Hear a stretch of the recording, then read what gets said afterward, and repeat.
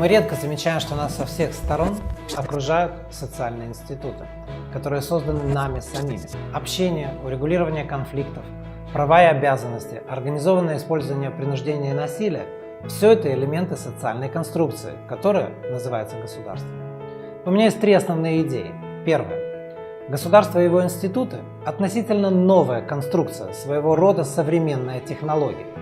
Государство, как система организации, приобрело нынешнюю форму в 17 веке, после заключения Вестфальского мира, который положил конец кровопролитным религиозным войнам.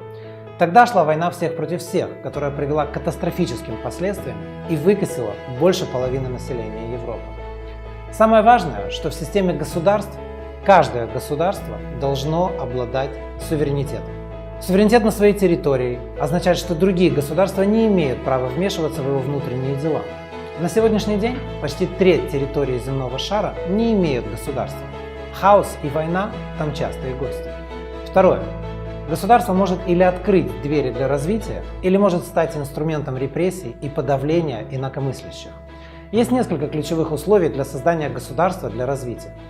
В первую очередь, нельзя позволить одному человеку или группе людей получить полный безраздельный контроль над государством. Государство – это конструкция для продвижения интересов всех, общих интересов, а не частных интересов отдельных лиц. Во-вторых, в государстве должны соблюдаться простые, понятные правила, а также должно существовать реальное разделение между законодательной властью, парламентом, исполнительной властью, правительством и судебной властью. Только такое реальное разделение властей может предотвратить контроль над государством со стороны группы лиц и обеспечить всем равные возможности развития. Если один человек обладает полным контролем над институтами государства, этот человек или группа лиц наверняка навяжут нам свои правила игры и будут использовать государство в своих личных, собственных интересах. Не получится ли у нас тогда репрессивное государство, в котором мы с вами не сможем сменить власть демократическим путем?